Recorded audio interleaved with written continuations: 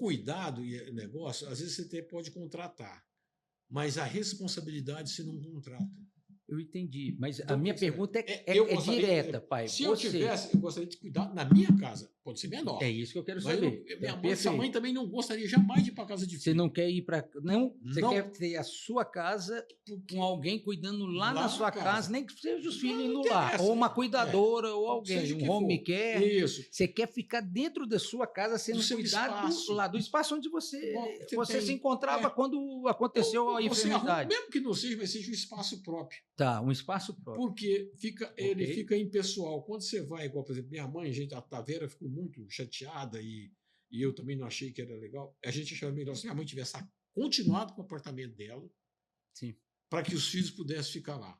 Na maneira que ficou, o que acontece? Ela tem que vir para uma casa, ficar aqui. Eu entendi. Aí Morando depois, parece um favor na casa De da cada filha um. ali, de cada um revezando ainda. Não Revezando. cabra que não se cria um tivesse laço. lá, do jeito que era, eu ia passar uma semana, outro ia passar outra semana. outro Deixa eu ia fazer passar- um Então, apêndice. Não tem A gente certo. acha difícil quando Sobre a nossa desmancha ótica, isso. pai, sobre a nossa ótica, do nosso desejo, É. tá? Porque tem gente que não se importa. Eu já tive cliente meu que não quer dar trabalho e quer ir para um asilo. Olha Sim. só. Por isso é que o planejamento sucessório e falar disso aqui, pai, e guardar, ele é tão importante.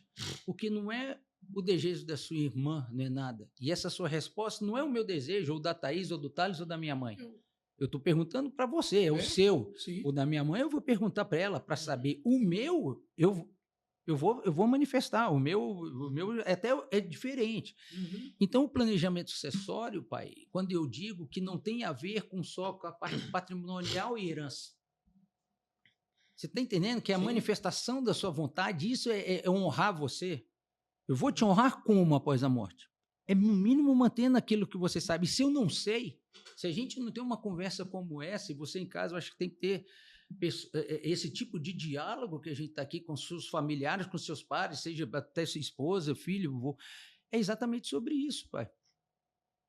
Como é que eu ia saber isso? Se acontece. Então, agora, nós temos aqui um norte para poder conduzir. E você, como ainda hoje está com toda a sua capacidade, espero que permaneça, sim, sempre, não estou falando isso, a gente está aqui nessa reflexão, é manifestar isso, às vezes até num documento. Se não tiver a coragem de ter essa conversa como a gente está tendo aqui, que é isso que o escritório agora, você me deu uma luz para ter um tipo de serviço muito mais forte do que eu imaginava, que eu vejo. É exatamente colocar isso para que alguém saiba que tem que ser assim. Uhum. Se você não tem coragem de manifestar assim, ou não deseja ter esse tipo de diálogo que a gente está tendo aqui, porque tem muita família que tem essa dificuldade, não tem oportunidade de ter uma conversa franca e sem medos aqui, que a gente está tendo, o que acontece? Tem que procurar um escritório ou uma advocacia para poder pôr essas condições lá. Uhum. Tem que colocar isso no testamento muitas vezes, porque como é que um filho que a gente nunca soube vai saber que o pai quer ser cuidado ou num asilo ou dentro de casa, se nunca foi dito? Mas então, isso, a reflexão, só para a gente terminar. pontuar, pai, a gente tem realmente que manifestar isso. E hoje você manifestou uma coisa que eu não imaginava, sabe? Eu digo o seguinte, uma coisa é o desejo, outra coisa é a realidade. Por isso que eu te falo, são duas coisas diferentes. Um desejo, ele tem que casar depois com a realidade. Tá? Porque eu tenho o desejo que hoje, mas a realidade daqui, por exemplo, 4, 5 anos, ela pode mudar. Eu sei, pai, mas se você sabe hoje o jeito que você quer ir, eu sei, Isso. você constrói num planejamento Isso. sucessório, se falta dinheiro para isso, você vai construir a partir de agora, num planejamento sucessório. Eu vou juntando até ter condições de bancar ali, ter o coador, ter um fundo para isso. Mas se a gente não No tem meu a caso, premissa do querer, a gente não sabe como se mover. A gente acaba que desperdiça dinheiro para um lugar que não é para onde tem que ir. Uhum. Agora, você sabendo que você deseja isso, a gente tem que criar essas condições aqui para que isso seja cumprido. E é hoje. Eu não sei o dia que a gente vai... Até eu, quando pode acontecer alguma coisa, que eu tenho que saber. Se amanhã eu ficar inválido, como é que vai ser daqui para frente? Eu também preciso, pode acontecer comigo. E como é que vai fazer também? Não é só para você. Esse exercício não tem idade. Planejamento sucessório e a gente planejar esse tipo de coisa é colocar condições do que faça sentido hoje e ter pelo menos uma meta, um destino para ir. Porque muitas vezes a gente não sabe para onde que vai. Uhum. Você está entendendo? Como é que eu vou caminhar, construir, fazer um planejamento certo se eu não sei Se eu não coloco isso como, sabe, uma meta, uma meta a ser alcançada. Não, o desejo objetivo, você tem que chegar até ele através de ter um plano de ação para isso. Então, é criar um plano de ação que permita isso. Hoje eu posso não reunir essas condições à pessoa. Você até tem, mas hoje pode ser que uma pessoa não tenha. Mas se eu sei que eu quero isso, hoje eu tenho a consciência que eu quero, o que eu falo? Espera aí, eu agora tenho que separar 2, 3 mil por mês aqui, criar um fundo para que isso possa acontecer daqui 5, 6 anos. As pessoas não deixam, porque elas acham... a gente sabe que todos vamos morrer, mas a gente não prepara o terreno para que tenha uma morte ou uma dignidade na velhice, uma dignidade no fim da vida, seja com parentes, escolhendo até o parente, seja com alguém de fora. Às vezes até lá pode ser que o filho não tem habilidade ou está morando nos Estados Unidos alguma coisa, se eu sei que ele não pode, o que eu posso fazer? Opa, vou treinar alguém, vai ser minha sobrinha, vai ser alguém de fora da família. E você vai ter nesse diálogo construindo isso, porque alguém vai ter que cuidar, entendeu? E a gente tem que propiciar os meios para essa pessoa cuidar da gente, caso ela não tenha, ou é uma coisa que é de, assim, vai ser inerente, vai acontecer naturalmente. Mas se você tem dúvidas que um filho vai cuidar ou ele não tem capacidade de alguma coisa, você tem que tomar as condições, porque afinal de contas a vida é sua e o patrimônio é seu. Quem decide qual é a melhor forma de aplicar isso é você, é a pessoa que tem é o dono da herança, o autor da herança. Não é só os filhos. Você ouve os filhos, você mapeia os desejos e necessidades dele, mas no final de contas a decisão é do autor da herança, é de quem é o dono do patrimônio. Então é isso. Então a Thaís, a gente pontuou, você mencionou aqui uma forma que você gostaria, né, de você falando que a preocupação hoje que você tem é como cuidar. Hoje, tem alguma outra coisa que você queira colocar dentro desse cenário que a gente falou aqui, da sua mãe lá aqui, que sua mãe... Eu sinto o seguinte, que no momento que, por exemplo, a Vera tem muita... Ela e minha mãe são muito... Elas têm muita afinidade.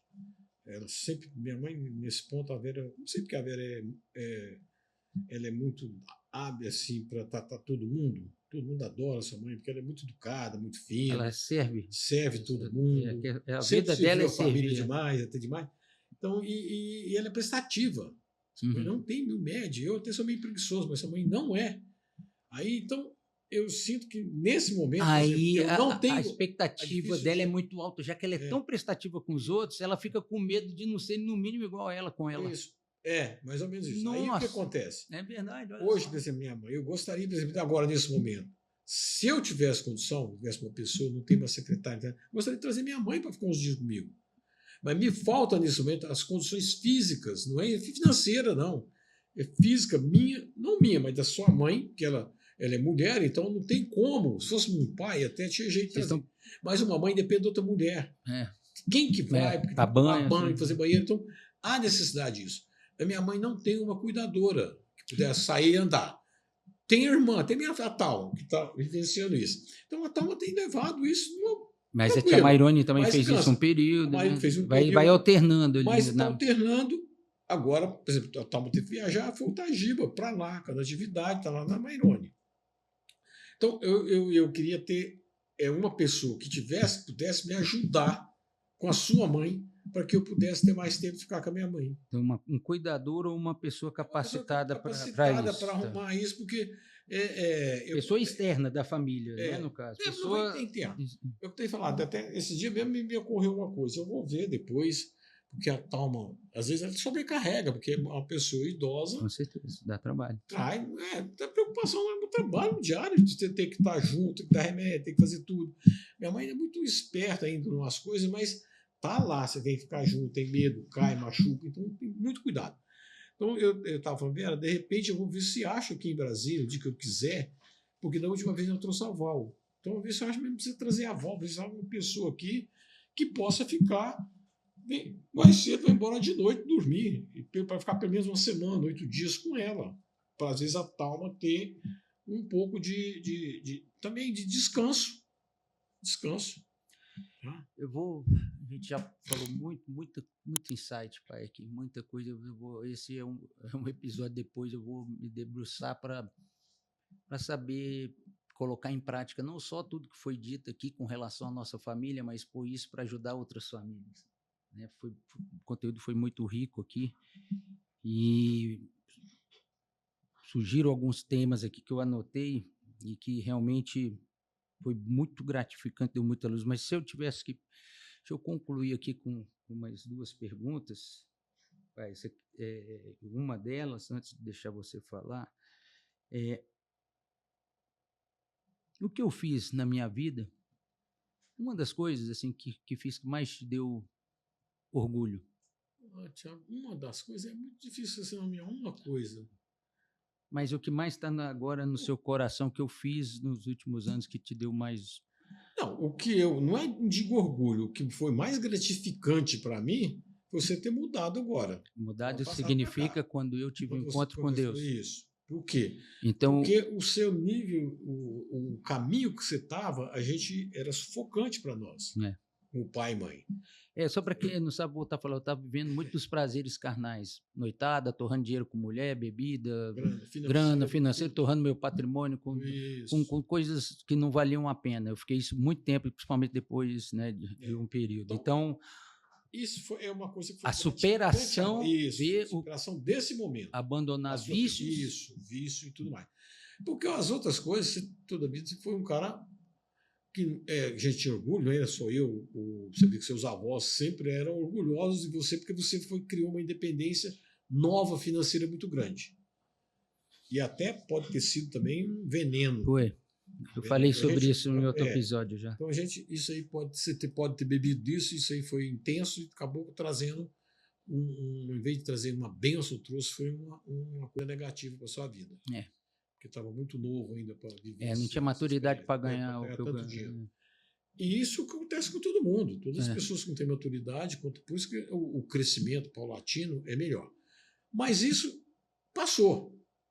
Tá? A gente tinha essa fase, você viu, aí você veio nessa fase agora ressignificando a sua vida. É isso que é gratificante. Porque o passado já não vai contar muito. Mas o que vamos fazer daqui? Então é meu legado em Deus.